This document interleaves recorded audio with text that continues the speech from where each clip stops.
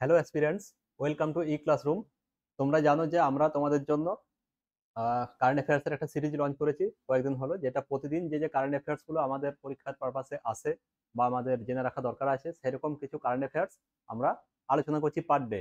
এতে করে কি হবে, আমাদের যে মাসের শেষে যে চাপটা থাকে, যে এক মাসের শেষে বা পরীক্ষার সময় আমরা দেখি হঠাৎ করে কি হয়, হঠাৎ করে আমাদের মনে হয় যে কারেন্ট অ্যাফেয়ার্স আমাদের কিছু পড়া হয়নি। তখন আমরা একসঙ্গে 6-7 মাসের কারেন্ট অ্যাফেয়ার্স নিয়ে বসি এবং আমাদের মধ্যে তখন একটা কনফিউশন তৈরি হয়। আমরা খুঁজে পাই না কোনটা পড়বো কোনটা পড়বো না, কোনটা পরীক্ষার জন্য বেশি ইম্পর্টেন্ট ছিল, কারণ আমরা সেটা রেগুলার ফলো করছি না তার জন্য। সেই জন্য আমরা ভেবেছি কি যে আমরা প্রতিদিনই কারেন্ট অ্যাফেয়ার্স যে টপিকসগুলো ইম্পর্টেন্ট রয়েছে পরীক্ষার জন্য, সেই টপিকসগুলো শুধুমাত্র আলোচনা করব যাতে স্টুডেন্টদের রেগুলার একটা টাচে থাকে এবং স্টুডেন্টরা যাতে রেগুলার পড়াশোনার মধ্যে থেকে থেকে কারেন্ট অ্যাফেয়ার্সটা তাদের কাছে একটা মোটামুটি অ্যাকাস্টম তারা হয়ে যায়। তো সেই জন্য আমরা কারেন্ট অ্যাফেয়ার্স এই সিরিজটা লঞ্চ করেছি। তো আজকে সরাসরি 26 তারিখ, 26 তারিখের ডেটে কি কি এরকম ঘটনা ঘটেছে যেগুলো পরীক্ষার পারপাসে ইম্পর্টেন্ট রয়েছে সেই টপিকসগুলো আমরা একটু দেখে নিই। প্রথম topic, which country tops the sustainable development index. খুবই important term, sustainable development index.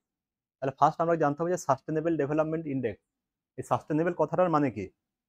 দেখুন, এখনকার দিনে কি আমরা সবাই ডেভেলপমেন্টের দিকে আগাচ্ছি, প্রচুর ডেভেলপমেন্ট হচ্ছে, কিন্তু তার সঙ্গে সঙ্গে দেখতে হবে যে ডেভেলপমেন্ট এমনভাবে হবে যাতে করে আমাদের ডেভেলপমেন্ট হবে কিন্তু আমাদের পরিবেশ, সমাজ, ঠিক আছে, নিজেদের স্বাস্থ্য, মানে সব কিছু ঠিকঠাক ভাবে চলবে। যাতে আমার ডেভেলপমেন্ট এমন না হয় যে একটা করতে যেয়ে আমার বাকি জিনিসগুলো পুরো আলগা হয়ে গেল বা বাকি জিনিসগুলো আমার নষ্ট হচ্ছে। এটা কিন্তু সাস্টেনেবল ডেভেলপমেন্ট নয়। তাহলে সাস্টেনেবল ডেভেলপমেন্ট এমন হবে যেটা আমাদের ডেভেলপমেন্টের সঙ্গে সঙ্গে আমাদের পরিবেশও ঠিক থাকবে এবং আমাদের আশেপাশ ঠিক থাকবে। সুতরাং এটা মেন হচ্ছে যে আমাদের পরিবেশের দিকটাকে কিন্তু ভাবতে হবে, সেটা হচ্ছে সাস্টেনেবল ডেভেলপমেন্ট। এবার সেই সাস্টেনেবল ডেভেলপমেন্ট যে ইন্ডেক্স পাবলিশ হয় প্রতি বছরই, তাতে দেখা যাচ্ছে কি যে ফিনল্যান্ড সেটাই টপ করেছে। অর্থাৎ ফিনল্যান্ডে ডেভেলপমেন্টের সঙ্গে সঙ্গে তার সঙ্গে সঙ্গে যে এনভায়রনমেন্ট বা পরিবেশ রিলেটেড যে ব্যাপারগুলো রয়েছে সেটাও কিন্তু খুব সুন্দর। অর্থাৎ দুটোকে একসঙ্গে ম্যানেজ করে কিন্তু ফিনল্যান্ড উন্নতি করছে। এবার যেটা পরীক্ষার পারপাসে দেয়, জেনারেলি জানতে চাই যে ভারতের র্যাঙ্ক কত। ঠিক আছে, তাহলে ফার্স্ট র্যাঙ্ক হচ্ছে ফিনল্যান্ড।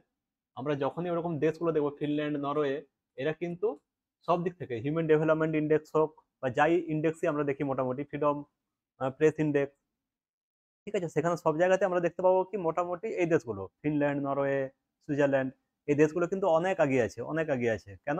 কারণ এখানে ডেভেলপমেন্টও হয় এবং তার সঙ্গে সঙ্গে পরিবেশ বা আশেপাশে যে জিনিসগুলো রয়েছে কাউকে হার্ম করা হয় না। ঠিক আছে, সেই জন্য ফিনল্যান্ড টপে আছে। আমাদের ভারতের র্যাঙ্ক কত? ভারতের র্যাঙ্ক হচ্ছে 109। পরীক্ষার জন্য কিন্তু ইম্পর্টেন্ট, পরীক্ষাতে দেবে কোশ্চেন হিসাবে যে the rank of India in sustainable development index is, ঠিক আছে, অপশন থাকবে এরকম। আমাদের তখন আনসার কি হবে? 109। এখন হয়তো আমার কাছে জিনিসটা সহজ লাগছে 109, কিন্তু পরীক্ষার সময় আমাকে অপশন এমন ভাবে দিয়ে দেবে 109, 108, 107, 110 এরকম করে করে দিয়ে দেবে। ঠিক আছে, তখন কিন্তু আমার মধ্যে কনফিউশন চলে আসবে। সেই জন্য কিন্তু বারবার এগুলোকে রিভিশন দরকার আছে। মানে আমরা আজকে কারেন্ট অ্যাফেয়ার্সটা পড়লাম, তারপর আমরা ট্রাই করবো এটাকে 4-5 দিন পর আরেকবার দেখা। মাসের শেষে যখন পুরো কারেন্ট অ্যাফেয়ার্সটা আমার এক মাসের হয়ে গেল, সেটাকে আবার ভালো করে রিভিশন দেওয়া। তাহলে কিন্তু কারেন্ট অ্যাফেয়ার্সটা আমার কাছে আর ভয়ের ব্যাপার থাকবে না, এটা আমার কাছে একটা ইজি ব্যাপার হয়ে যাবে। ঠিক আছে, just like a cake walk. এবার দেখো, এই সার্ভেটা কারা কন্ডাক্ট করে? এই সার্ভেটা কন্ডাক্ট করে United nation sustainable development solution network. ঠিক আছে, তাহলে কারা এই সার্ভেটা করছে? ইউনাইটেড নেশনসেরই একটা অর্গানাইজেশন, একটা branch, United nation sustainable development solution network. এরা প্রতি বছর এই সার্ভেটা করে, যাতে এবছর ফিনল্যান্ড টপ করেছে এবং আমাদের ভারত সাস্টেনেবল ডেভেলপমেন্ট ইন্ডেক্সে 109 র্যাঙ্ক করেছে।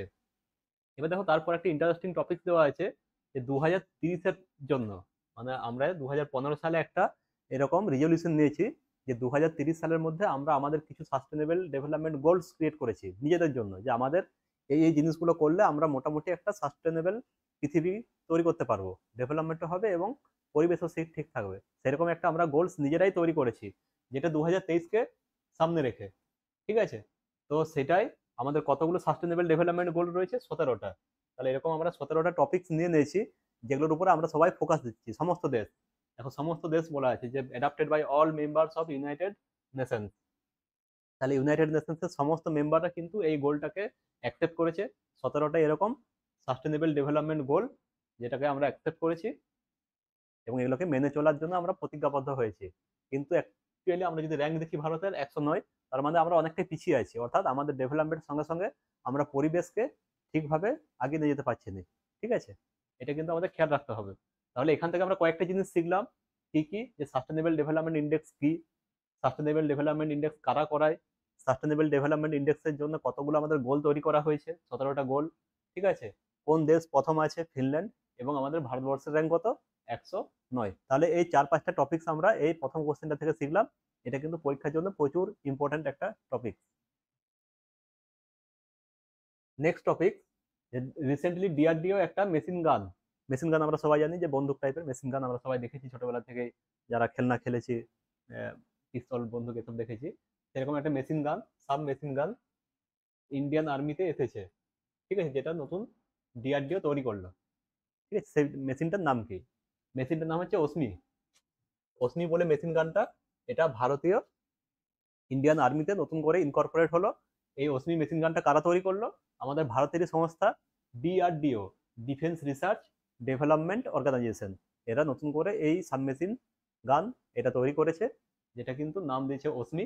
এবার দেখো অস্মি নিয়ে কয়েকটা কথা, যে অস্মি এ কথাটা এসেছে আমাদের সংস্কৃত ওয়ার্ড অস্মিতা থেকে। সংস্কৃত ওয়ার্ড অস্মিতা থেকে অস্মি কথাটা এসেছে। এই অস্মিতার আবার মানে কি? অস্মিতার মানে হচ্ছে pride, self respect and hard work. ঠিক আছে, তাহলে দেখো অস্মিতার মানে আমরা পেলাম প্রাইড, সেলফ রেসপেক্ট এবং হার্ড ওয়ার্ক। অর্থাৎ এই তিনটে জিনিসকে নিয়ে আমরা মানে এটা হচ্ছে অস্মিতার মানে, এবং অস্মিতা থেকেই অস্মি টার্মটা এসেছে। ঠিক আছে, সুতরাং এটা বুঝতেই পারছে যে এটার এই নামটা দেওয়ার কারণ হচ্ছে যে আমাদের এটা গৌরবের দিন, আমাদের এটা ভালো সময় যে আমরা এরকম নিজেদের জন্য সাবমেশিন গান, যেটা জেনারেলি আমরা দেখেছি যুদ্ধের সময় বা যে কোনো সময় ভারতবর্ষের বেশিরভাগ ক্ষেত্রেই বিদেশ থেকে তাদের ডিফেন্স ইকুইপমেন্ট গুলো আমদানি করে। ঠিক আছে, কিন্তু ডিআরডিও আস্তে আস্তে তাদের ক্যাপাবিলিটি বাড়িয়ে এরকম সাবমেশিন গান তৈরি করছে। আমরা আরো দেখছি যে মিসাইল টিসাইল অনেক কিছু, যেটা ডিআরডিও কিন্তু প্রচুর ডেভেলপ করেছে। সেরকমই একটা ডেভেলপমেন্ট হচ্ছে আমাদের নতুন করে তৈরি করা সাবমেশিন গানটা, যেটা ইন্ডিয়ান আর্মি পেল, তার নাম হচ্ছে অস্মি। ঠিক আছে, এটা কিন্তু পরীক্ষার পারপাসে ইম্পর্টেন্ট। এবার মাঝে মধ্যে কিছু পরীক্ষাতে ডিআরডিওর ফুল ফর্মটা জানতে চাই। ডিআরডিও এর ফুল ফর্ম কি? ডিআরডিওর ফুল ফর্ম কি? Defence research and development organisation লিখা আছে। এটা মিনিস্ট্রি অফ ডিফেন্সের একটা অর্গানাইজেশন, যেটা গভর্নমেন্ট অফ ইন্ডিয়ার মিনিস্ট্রি অফ ডিফেন্স ডিআরডিওকে মনিটর করে। আর হেড অফিস হচ্ছে এর নিউ দিল্লিতে। ঠিক আছে, আমরা যারা উড়িষ্যা ঘেঁষা তারা দেখবো বালাসরে, ওখানে একটা কিন্তু ডিআরডিওর অফিস আছে। Next question, 53rd GST council meeting. ঠিক আছে, খুবই ইম্পর্টেন্ট, কারণ আমরা জানি যে জিএসটি কিন্তু খুবই একটা ইম্পর্টেন্ট টপিক ভারতের জন্য। জিএসটি সমস্ত আমাদের আগে যে ট্যাক্স ছিল, মানে সব রাজ্যের আলাদা আলাদা ট্যাক্স, একটা লোককে 3-4 বার ট্যাক্স দিতে হতো, সেই সব কিছুকে তুলে দিয়ে কিন্তু একটাই ট্যাক্স করা হলো, যেটা হচ্ছে GST, goods and service tax. আমাদের যে প্রচুর ট্যাক্সের ঝামেলা, সেই ট্যাক্স সিস্টেমটাকে একবারই সহজ করে দেওয়া হলো, সেটাই হচ্ছে জিএসটি। তো জিএসটি যে গভর্নিং বডি, সেটা হচ্ছে জিএসটি কাউন্সিল। সেই জিএসটি কাউন্সিল প্রতি বছরই মোটামুটি মিটিং করে। দেখো আমরা অনেকগুলোই মিটিং করে, এখন আমরা 53তম মিটিং যেটা, সেটা দেখলাম যে লাস্ট স্যাটারডে এটা কিন্তু হয়ে গেল। ঠিক আছে, তো এটা কিন্তু পরীক্ষা মনে রাখতে হবে, এবং কোশ্চেন মাঝে মধ্যে এরকম ভাবে দেয়, মানে এত এত ডিপে দেয় যে জিজ্ঞেস করে যে আগের মাসের এই সময় কোন জিএসটি মিটিংটা হলো, কততম। সেটা কিন্তু 53টা ইম্পর্টেন্ট। ঠিক আছে, দেখো এখানে জিএসটি আমরা যখনই দেবো জিএসটি কাউন্সিলের মিটিং, ঠিক আছে, জিএসটি কাউন্সিলের কিন্তু হেড হচ্ছে সবসময় ইন্ডিয়ান ফিনান্স মিনিস্টার, অর্থাৎ যিনি ফিনান্স মিনিস্টার আছেন সেন্ট্রালে, তিনি হচ্ছেন এই জিএসটি কাউন্সিলের হেড। তাহলে এই যে মিটিংটা হলো 53rd, তার চেয়ার কে করলো? চেয়ার ছিল মিনিস্টার নির্মলা সীতারামন, যিনি হচ্ছেন ফিনান্স মিনিস্টার, এবং তার সঙ্গে সঙ্গে minister of state of finance উনিও থাকেন। ঠিক আছে, এখানে কি কি আলোচনা হলো? জেনারেলি রেলওয়ে সার্ভিস নিয়ে আলোচনা হলো, কারণ আমরা দেখছি কিছুদিন ধরে যে রেলে দুটো বড় বড় দুর্ঘটনা ঘটলো। ঠিক আছে, কিছুদিন আগে একটা উড়িষ্যায় ঘটেছিল, এবং তারপরে পরে আমাদের কাঞ্চনজঙ্ঘা এক্সপ্রেস, সেটাও কিন্তু দুর্ঘটনার শিকার হলো, এবং মানুষের মধ্যে একটা থ্রেট এসেছে রেলে চাপা নিয়ে, মানে মানুষ ভয় করছে। তার জন্য কিন্তু এই জিএসটি কাউন্সিলের যে মিটিং, সেখানে রেল নিয়ে কিন্তু প্রচুর আলোচনা হলো। ঠিক আছে, সেখানে ticket system, clock room, waiting room, ঠিক আছে, সব অনেক কিছু নিয়ে, মানে রেলের যাবতীয় জিনিস নিয়ে সব কিন্তু আলোচনা করা হলো। এবার দেখো জিএসটি নিয়ে যখন ফার্স্ট আমাদের টপিকসটা এলো, যে তার জিএসটি কত সালে চালু করা হলো, এটা কিন্তু পরীক্ষার জন্য খুবই ইম্পর্টেন্ট একটা টপিক। এটা হচ্ছে 1 জুলাই 2017। 1 জুলাই 2017 জিএসটি চালু করা হলো, এবং 101 কনস্টিটিউশনাল অ্যামেন্ডমেন্ট। ঠিক আছে, দেখো এটা লেখা আছে 100 first constitutional amendment of India. অর্থাৎ কোনো একটা আইন বা কোনো একটা রুলকে যদি আনতে হয়, যেটা আগের কোনো ট্যাক্স সিস্টেম ছিল সেটাকে সরানোর জন্য, তাহলে কিন্তু আমাদের কনস্টিটিউশনাল অ্যামেন্ডমেন্ট আনতে হবে। তার জন্য 101তম যে কনস্টিটিউশনাল অ্যামেন্ডমেন্ট, সেই অ্যামেন্ডমেন্টটা এনে আমরা 2017 সালে জিএসটি শুরু করলাম। এবং জিএসটি যেটা গভর্নিং বডি, সেটা হচ্ছে জিএসটি কাউন্সিল, যেটা আমরা আগে প্ল্যানিং কমিশনের যখন পড়তাম তখন একটা এনডিসি ছিল, ন্যাশনাল ডেভেলপমেন্ট কাউন্সিল, সেটাকে সরিয়ে জিএসটি কাউন্সিল এসেছে। ঠিক আছে, তো জিএসটি কাউন্সিল যাই হোক এটা অ্যাপ্রুভ করছে। ঠিক আছে, এখানে দেখো 33টা মেম্বার আছে, 33টা মেম্বার আছে। ঠিক আছে, 33টা মেম্বার কান্ট্রি, এবং তার মধ্যে দুজন রয়েছে সেন্ট্রাল থেকে। তার মধ্যে আমাদের সেন্ট্রাল ফিনান্স মিনিস্টার এবং তার সঙ্গে central minister of state of finance উনি থাকছেন, এবং 28টা স্টেট থেকে ফিনান্স মিনিস্টাররা থাকে, আর 3টে ইউনিয়ন টেরিটরি থেকে ফিনান্স মিনিস্টাররা থাকে। তাহলে এই হচ্ছে টোটাল আমাদের জিএসটি কাউন্সিলের কম্পোজিশন, যেখানে 33 জন মেম্বার থাকছে। ঠিক আছে, তার মধ্যে দুজন আমাদের সেন্ট্রালের প্রতিনিধি, তাদের মধ্যে হচ্ছেন আমাদের ফিনান্স মিনিস্টার অফ ইন্ডিয়া, এখন যিনি আছেন নির্মলা সীতারামন, উনি এই মিটিংটাকে অর্গানাইজ করলেন। তার সঙ্গে minister of states of government of India উনি থাকবেন, এবং 28টা রাজ্য থেকে 28 জন মিনিস্টার অফ ফিনান্স, এবং 3টে ইউনিয়ন টেরিটরি থেকে 3 জন মিনিস্টার অফ ফিনান্স, এরা কিন্তু উপস্থিত থাকে। তো এটা হচ্ছে টোটাল আমাদের জিএসটি কাউন্সিল। তারপরের টপিক দেখো, হোয়ার ডাজ অম্বুবাচী মেলা। অম্বুবাচী আমরা জানি, কিছুদিন আগে আমরা অম্বুবাচী পালন করলাম। যে অম্বুবাচী মেলা, ঠিক আছে, এটা কোথায় অনুষ্ঠিত হলো? ঠিক আছে, এটা কোথায় হলো? এটা হচ্ছে কামাখ্যা মন্দির, আসাম। আমরা যারা আসাম গেছি তারা আসামের কামাখ্যা মন্দিরে যদি যাই, দেখি যে কামাখ্যা মন্দিরে কিন্তু এটা এই পূজাটা হয়, এবং এটা সারা ভারত জুড়ে কিন্তু এই প্রোগ্রামটা হয়ে থাকে। সেটা হচ্ছে অম্বুবাচী মেলা। এটা মেনলি কিন্তু আসামের একটা ইম্পর্টেন্ট ফেস্টিভ্যাল। এটা কিন্তু শুধুমাত্র আমাদের যে কারেন্ট অ্যাফেয়ার্স সেটাই নয়, কারেন্ট অ্যাফেয়ার্সের সঙ্গে সঙ্গে এটা একটা আমাদের জিকে কোশ্চেন হিসেবে কিন্তু পরীক্ষাতে দেয়। খুবই ইম্পর্টেন্ট কোশ্চেন, যে আমাদের আসামের অম্বুবাচী মেলা বা কামাখ্যা যে টেম্পল রয়েছে, ঠিক আছে, এটা পরীক্ষার জন্য important. Next topic, which film won best international documentary film. খুবই ইম্পর্টেন্ট, এই কোশ্চেনগুলো কিন্তু পরীক্ষাতে আসে, যে ইন্টারন্যাশনাল ডকুমেন্টারি ফিল্ম হিসাবে মুম্বাই ইন্টারন্যাশনাল ফিল্ম ফেস্টিভ্যাল যেটা, সেখানে কিন্তু কোন ফিল্মটা বেস্ট ইন্টারন্যাশনাল ডকুমেন্টারি ফিল্ম হিসাবে সিলেক্ট হলো। এটার আনসার হচ্ছে দ্য গোল্ডেন থ্রেড। এই সিনেমাটা, এই সিনেমাটা খুবই একটা ভালো সিনেমা, এটা যারা দেখেছেন তারা জানবেন, খুব ভালো সিনেমা। ঠিক আছে, এটা কিন্তু এবছর উপরে যে পুরস্কারটা বললাম ইন্টারন্যাশনাল ডকুমেন্টারি ফিল্ম, এই পুরস্কারটাই বেস্ট হিসাবে পরিগণিত হয়েছে। এর ডিরেক্টরকে পরীক্ষার পারপাসে ইম্পর্টেন্ট, নিশিতা জৈন। নিশিতা জৈন এই দ্য গোল্ডেন থ্রেড এই সিনেমাটা তৈরি করেছে। আর একজন একটা পুরস্কার পেলেন, সেটা হচ্ছে সুব্বাইয়া নাল্লামুথু, এর নামটা মনে রাখতে হবে। উনি কি পেলেন? উনি 18th Shantaram lifetime achievement award, এটা এই মুম্বাই ফিল্ম ফেস্টিভ্যাল থেকেই পেলেন। ঠিক আছে, এবার মুম্বাই ফিল্ম ফেস্টিভ্যাল সম্পর্কে একটু হালকা করে দেওয়া আছে। এটা কি, কখন হয়? এটা বছরে দুবার হয়, বাইনিয়াল মুম্বাই ইন্টারন্যাশনাল ফিল্ম ফেস্টিভ্যাল। ঠিক আছে, যেটা আমাদের এখন হলো 15ই জুন থেকে 21শে জুন, এই সময়টার এই ডিউরেশনের মধ্যে এই ফেস্টিভ্যালটা হয়ে থাকে। এখানে দুটো পুরস্কার খুবই ইম্পর্টেন্ট, একটা হচ্ছে বেস্ট ডকুমেন্টারি ফিল্ম, এটা দ্য গোল্ডেন থ্রেড, এবং তার পরিচালক ছিল নিশিতা জৈন, যে এই পুরস্কারটা পেল। এবং তার সঙ্গে সঙ্গে সুব্বাইয়া নাল্লামুথু, যিনি সান্তানাম Shantaram lifetime achievement award এটা পেলেন। তাহলে এখান থেকে আমরা 3-4টা কোশ্চেন পরীক্ষার সময় আশা করতে পারি। নেক্সট টপিক, যেটা পরীক্ষাতে এটা আসবেই। ঠিক আছে, কারণ আমরা দেখি যে ইন্টারন্যাশনাল অর্গানাইজেশন যেগুলো রয়েছে, তার মধ্যে ন্যাটো থাকতে পারে, ইউনাইটেড নেশনস থাকতে পারে, হু, ইউনিসেফ, এই যে বড় বড় অর্গানাইজেশনগুলো আমরা দেখছি, তার মধ্যে উল্লেখযোগ্য হচ্ছে ন্যাটো। সেই ন্যাটোর বর্তমানে সেক্রেটারি একজন নিযুক্ত হলেন, নিউ সেক্রেটারি, সেক্রেটারি জেনারেল। তার নাম কি? তার নাম হচ্ছে মার্ক রুট। ঠিক আছে, এই মার্ক রুট ন্যাটোর জেনারেল সেক্রেটারি হিসাবে নিযুক্ত হলেন। ঠিক আছে, তো পরীক্ষা পারপাসে এটা খুবই ইম্পর্টেন্ট, এটা আমরা নেক্সট যে পরীক্ষাগুলো আসছে সেখানে সবগুলোতেই আশা করতে পারি। তাহলে মার্ক রুট জেনারেল সেক্রেটারি হলেন, কাকে উনি সরালেন?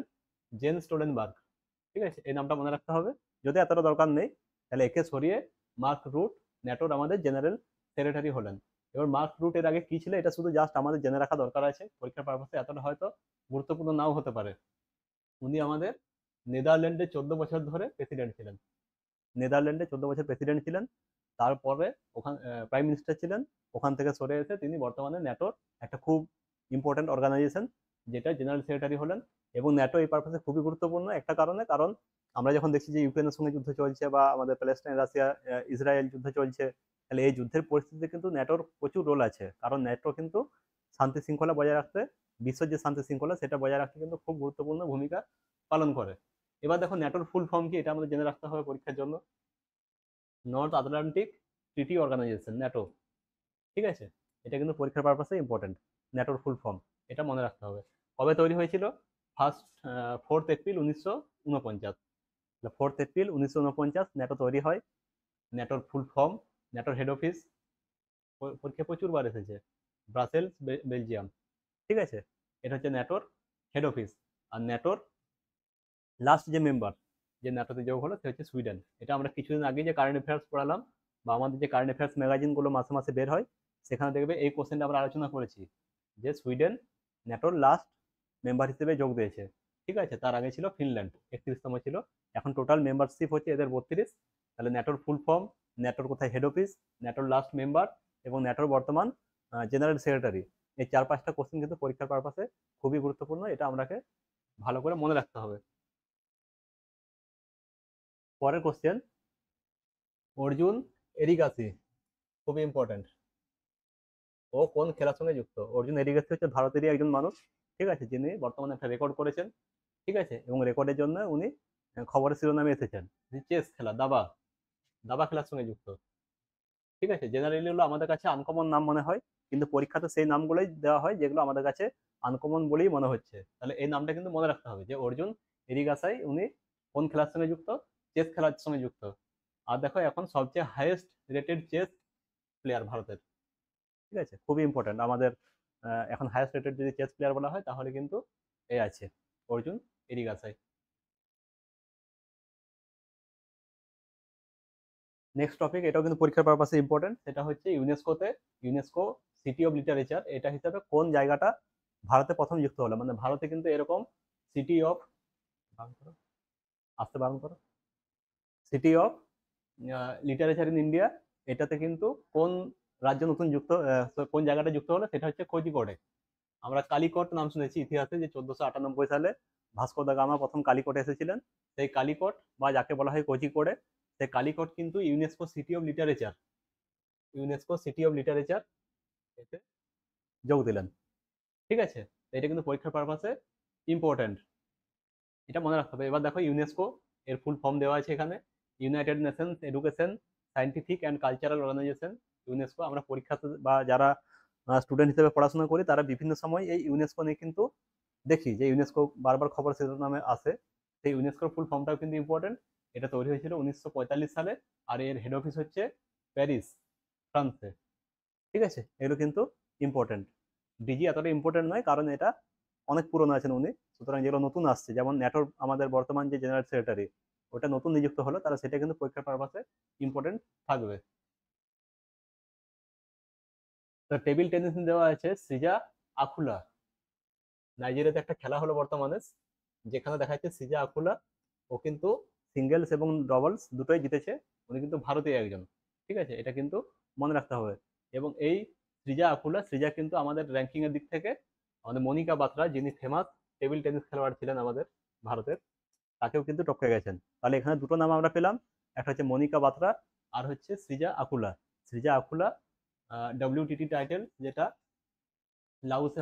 লাগোসে হলো, নাইজেরিয়া। ঠিক আছে, তাতে সিঙ্গেল এবং ডাবলস দুটোতেই কিন্তু জিতেছেন। ঠিক আছে, আর উনি এটা জেতার ফলে আমাদের যিনি আগে হাইয়েস্ট র্যাঙ্ক হোল্ডার ছিলেন, মনিকা বাত্রা, এর নাম আমরা সবাই শুনেছি, সে মনিকা বাত্রা ওকে কিন্তু টপকে গেলেন। পরের টপিক, এবং এটা লাস্ট টপিক, যে রেড ফ্ল্যাগ 2024 এক্সারসাইজ। আমরা জানি পরীক্ষার পারপাসে বিভিন্ন সময় আমাদের বিভিন্ন এক্সারসাইজ সম্পর্কে জানতে চাওয়া হয়। তার মধ্যে কয়েকটা উল্লেখযোগ্য হচ্ছে, যেমন আমরা গরুড়া শক্তি দেখেছি। ঠিক আছে, যেটা আমাদের জাপানের সঙ্গে হয়। সহজ কাইজিন আছে, অনেকগুলো আছে, যেগুলো বিভিন্ন দেশের সঙ্গে আমাদের হয়, মানে দুটো দেশের মধ্যে এক্সারসাইজ, দুটো দেশ তাদের হয়তো দেখা গেল যে তারা নেভি নিয়ে আলোচনা করছে, বা নেভির যে এক্সারসাইজ, নেভি এক্সারসাইজ হচ্ছে। তাহলে এটা হচ্ছে এরকম একটা এক্সারসাইজ, যেটার নাম হচ্ছে রেড ফ্ল্যাগ 2024। এটা আমেরিকার সঙ্গে ভারতের এয়ারফোর্স, দুটো দেশের এয়ারফোর্স, এবং প্র্যাকটিক্যালি এটা ভারতের যে এয়ারফোর্স তারা গিয়েছিল আলাস্কাতে, এখানে আলাস্কা এয়ারফোর্স বেস আলাস্কা, অর্থাৎ ইউনাইটেড নেশনসের আলাস্কা, সেখানে ভারতীয় এয়ারফোর্স যে ট্রেনিং করেছে এবং একটা এক্সারসাইজ করেছে যার নাম হচ্ছে রেড ফ্ল্যাগ 2024 এক্সারসাইজ। এই এক্সারসাইজগুলো কিন্তু পরীক্ষাতে ইম্পর্টেন্ট। কোশ্চেন কিভাবে দেবে, যে red flag exercise is related to, তখন দিতে পারে যে এয়ারফোর্স। আবার যদি দেয় যে কোন দুটো দেশের মধ্যে, তখন হচ্ছে ইউনাইটেড স্টেটস অফ আমেরিকা এবং ভারত, এই দুটো দেশের সঙ্গে যে আমাদের এক্সারসাইজটা হলো সেটা হচ্ছে রেড ফ্ল্যাগ 2024। এটা কিন্তু পরীক্ষার জন্য খুবই ইম্পর্টেন্ট। তো এই ছিল আমাদের টোটাল 10টা টপিক, যেটা আজকে অর্থাৎ 26 তারিখের ডেটে পরীক্ষার জন্য ইম্পর্টেন্ট। আশা করি তোমাদের এগুলো কাজে লাগবে। Thank you very much.